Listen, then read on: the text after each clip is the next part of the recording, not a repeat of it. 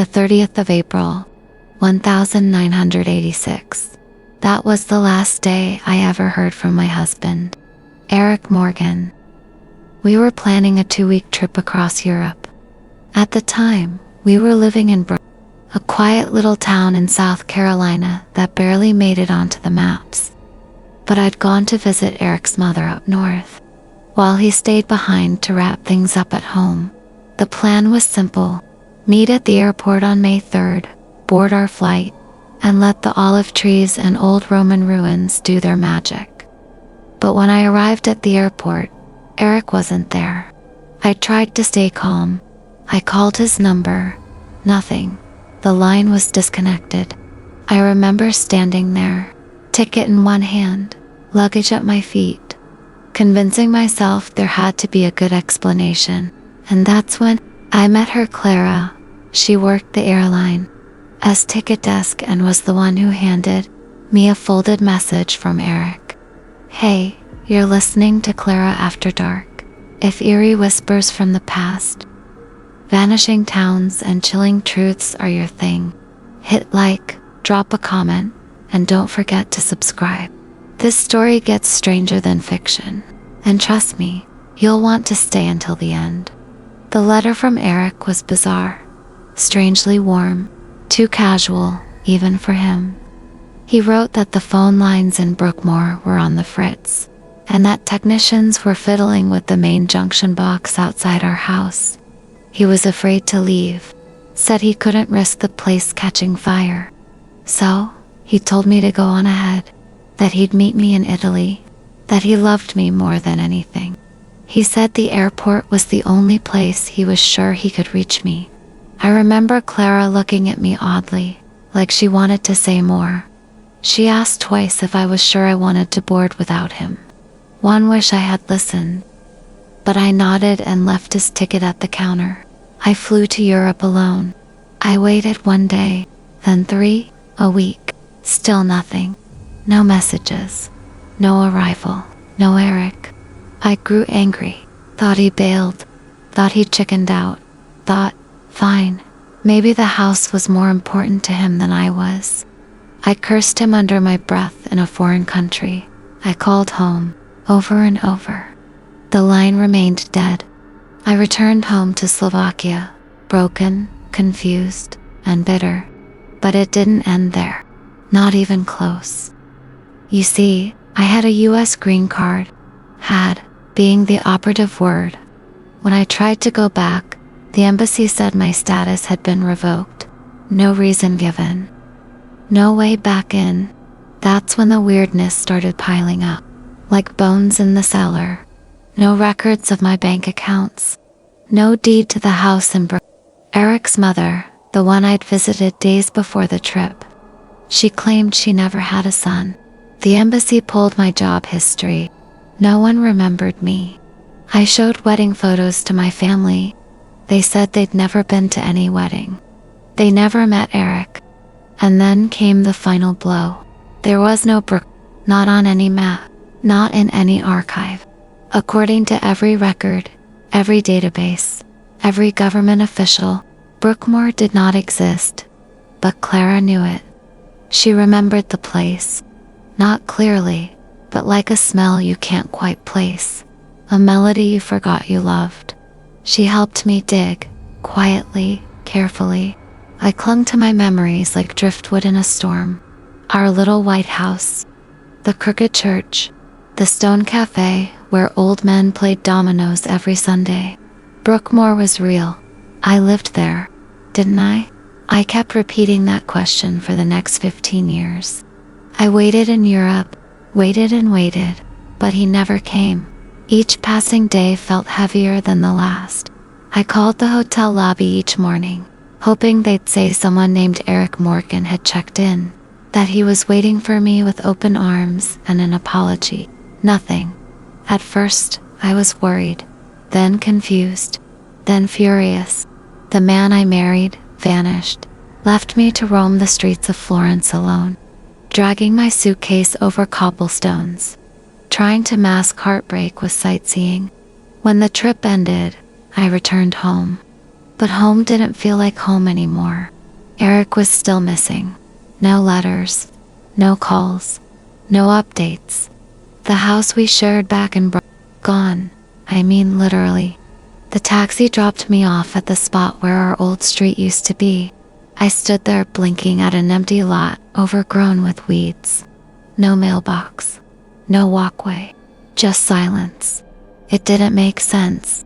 I called the realtor we'd bought it from. No record. I called the Brookmoor town office. The line rang out. But something strange happened next. Something that shook my sense of reality. And this is where things begin to unravel. When I contacted the US Embassy, hoping to straighten things out, they couldn't find a record of me living in the country.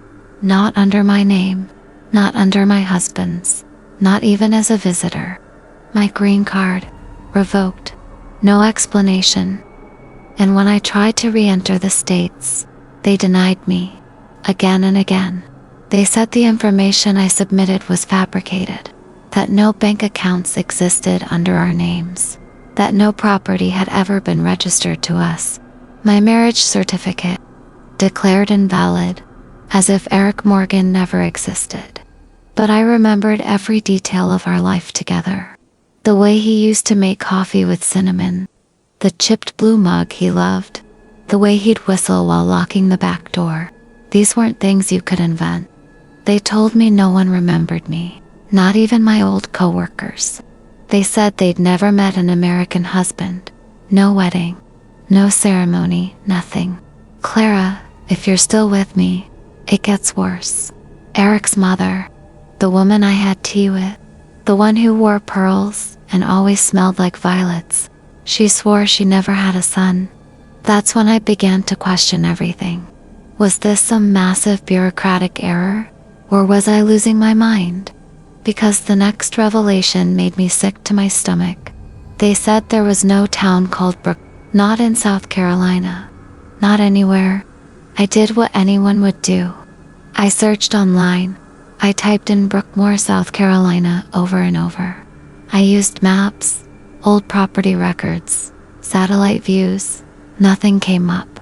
No town, no roads, no neighborhoods. But I remembered it. Every block, every house. The smell of rain on the pavement outside our front porch. The grocery store with the creaky automatic doors. The diner with the neon owl sign that never turned off. It wasn't just some fantasy. I lived there. I became obsessed. I wrote emails. I posted on forums. I tracked down a man who claimed to specialize in memory disturbances. He called himself Dr. Adrian Bell. He wasn't a neurologist or psychiatrist, more like a historian of lost things. He told me to send him everything I could remember, every scrap, every name, every detail, so I did. I wrote a 20-page document outlining my life with Eric, the layout of the town, our routines, our cat, Presley. He went quiet for 3 days, then called me at 3:17 a.m. His first words were, "You're not alone." He said he'd spoken to 4 other people, all from different states, who described a similar pattern. Lost towns, vanishing spouses, lives that once felt concrete, now melting away like fog. And they all pointed to one common thread, a gap, a hole in time. One of them, a retired mailman from Idaho, remembered delivering letters to a town called Briar Ridge that no one else recalled. Another, a librarian from Oregon, swore she once cataloged books from a publisher that never existed. A man in Nevada claimed his wife disappeared mid-conversation, and the room they were in was suddenly remodeled, like they'd never shared it. Clara, I started to cry. I wasn't crazy. I wasn't broken. Dr. Bell told me something else, something I've never shared until now. He said he believed there was a place where erased things go, not dead, not forgotten, just removed, like someone dragging a cursor across a file and hitting delete. But the energy of that thing still hovers somewhere. He called it the archive. He believed someone or something was curating reality, editing it, rewriting history in ways most people never notice. But some of us, we remember. We're like torn pages from a book someone tried to burn. Dr. Bell warned me not to dig deeper. He said people who chase after the archive either lose their minds or disappear completely. But how could I stop? This was my life. My husband. My past wasn't just a series of memories. It was proof that I existed. Fully, completely. And if someone could take that away once, what was stopping them from doing it again? I stopped sleeping. I combed through old journals, photos, anything that might still hold some trace of Brookmoor. But even my handwriting from before looked unfamiliar. Some entries were gone, entire pages torn from diaries I know I never touched. Then one night, I got a letter, no postage, just slid under my door. It was a photo, blurry, black and white, a street corner I instantly recognized. The corner of Pinehurst and Bellamy Brook. At the bottom, someone had scrawled a sentence in jagged pen. You lived here? You were right. I dropped the photo. My hands were shaking so hard I nearly vomited. Because in the far left of the picture, near the old lamppost, was Eric. He looked older, thinner, his hair longer. But I'd know him anywhere. He was staring directly at the camera, and behind him was something else. A shadow, not a person. Not even a shape I could describe. Just wrong. Like a smudge in reality. I wanted to believe it was a fake, a trick, some cruel joke. But deep in my chest, something cracked open. That night, I dreamed of the town again. Only this time, it was empty. No people, no sounds. Just buildings filled with dust and silence. And in the middle of the street, stood that same figure from the photo, watching, waiting. I woke up screaming, Clara, I think the archive isn't just a concept. It's a place. And something in it knows I remember. The more I watched the tapes, the more disturbed I became. It was like stepping into a world I shouldn't see. The town seemed alive in the recordings, but twisted. People walking backwards, doors opening to nowhere, whispers in the wind, unintelligible yet chilling. Then one clip stopped me cold. It showed Eric, my husband, standing by the old train. He looked confused, scared even. He held something in his hand, a small box. He whispered my name, not once, but over and over. And then the screen went black.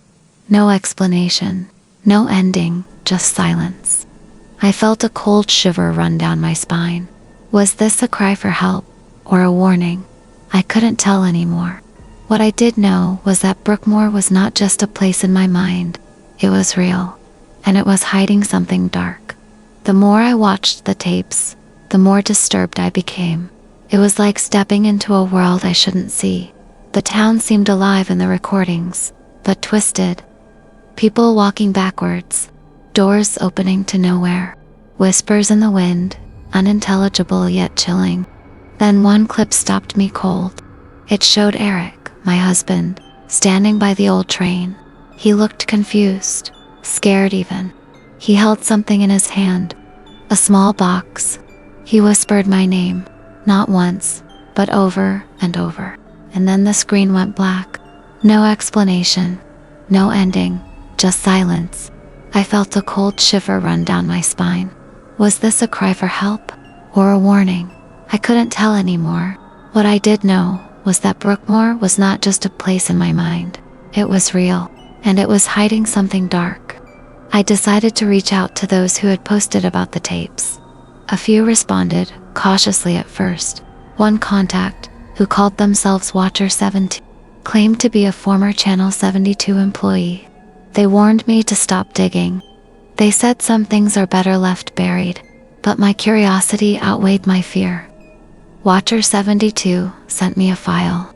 It was a letter, handwritten, dated just days before Eric disappeared. The letter was strange.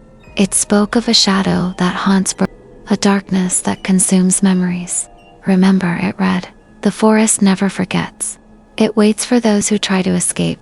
My hands trembled as I read. Was this Eric's warning? Or someone else's? Either way, I was pulled deeper into a mystery that was growing darker by the hour. That night, sleep eluded me. My mind replayed the letter's words over and over. The forest never forgets. I kept thinking about my desperate trek through those woods. The branches that scratched my skin, the thick silence, the strange breeze. What if the forest was alive? Not just trees and leaves, but something more sinister. I grabbed a flashlight in my jacket and drove back toward the edge of the woods. The night was cold, the air heavy with the scent of pine and earth. As I stood at the boundary where the road disappeared into trees, I felt it, a presence watching me. The wind whispered again. It was no longer just the wind. It was a voice, faint but clear. Leave before it's too late. My heart pounded. I didn't know if I was brave or foolish, but I knew one thing for sure. Brookmoor's secrets were not done with me yet. The next morning, I found an old VHS tape slipped under my apartment door. No note, just the tape. Curiosity mixed with dread as I inserted it into my player. The screen flickered, revealing grainy footage of Brook. Streets I remembered, but distorted. Faces appeared, blurred and shifting, as if the tape itself was alive. Suddenly, a figure emerged from the shadows. It looked like Eric, but his eyes were hollow, empty. The camera jerked violently, and static consumed the screen. A whisper echoed through the speakers. You cannot forget what the forest wants. I shut off the TV, my heart racing. Was this proof of Eric's fate? Or was it a warning meant for me? Either way, I was pulled deeper into the darkness surrounding my lost years. I returned to Brook. I had to. The streets were almost silent. No kids, no birds. Just the soft rustle of wind and trees that leaned in too close. I followed the memories, those fragments that still haunted my dreams, to the edge of the forest. There, among the twisted pines, stood Clara, not aged a day. Same dark eyes, same gentle, knowing voice. You came back, she said. I told you they'd never let you go. I tried to speak, but the forest pulsed behind her like a living thing. Then I saw them. Shapes moving between the trees. Familiar. Friends. My younger self. Eric. They stared at me, silently begging. Or warning. You can go, Clara whispered. But if you leave now, they'll never stop looking. I stepped back. My chest ached with confusion and fear. What was taken from me wasn't just memory. It was time. And it wasn't lost. It was waiting for me to return. Forever. Don't forget to subscribe, like, and leave a comment if you want more stories like this. Clara will be waiting in the dark.